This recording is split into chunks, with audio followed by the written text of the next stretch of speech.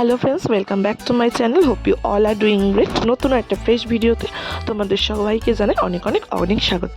আজকে চলে এসেছি বিয়েবাড়ির একটা get ready with me video নিয়ে। তো ফার্স্টেই আমার ফেসটা ক্লিন করে নেওয়ার পর ময়েশ্চারাইজার লাগিয়ে নিয়েছি, সাথে সাথে বাপনে চলে এসেছে আমাকে একটু মাখিয়ে দেয়।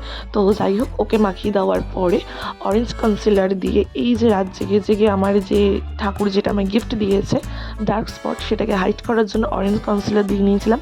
দেন হলো বেস করছিলাম ফাউন্ডেশন দিয়ে, একদম লাইট একটা মেকআপ করব।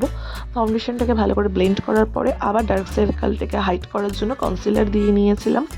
দেন হলো এবার আমার মোস্ট ফেভারিট জিনিস, সেটা হলো ব্লাশ, যেটা দিয়ে আমি আমার গালগুলো টমেটোর মতো লাল লাল করে ফেলি।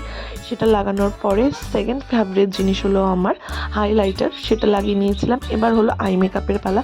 এমন কিচ্ছু করিনি, জাস্ট একটা নিউড কালার নিয়ে শিমারি হালকা করে একটু আইতে দিয়ে নিয়েছিলাম। দেন হলো মাস্কারা, যেটা আমার অল টাইম ফেভারিট।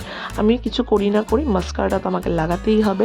দেন হলো ভুরুটাকে হালকা করে শেপ দিয়ে নিয়েছিলাম। আমার একদম ন্যাচারাল আইব্রো পছন্দ, তবে তাই বেশি হাবড়ি জাবড়ি করিনি।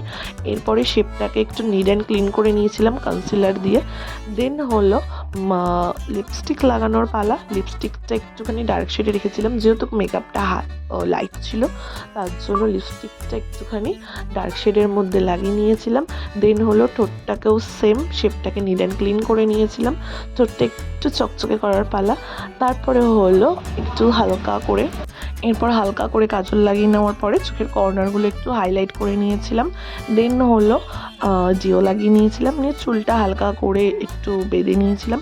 সব থেকে বেস্ট পার্ট কি জানো তো, এই ডেড লক্সটা করার পরে আমাকে চুল নিয়ে কিছু করতে হয় না। এই হলো আমার ফাইনাল লুক।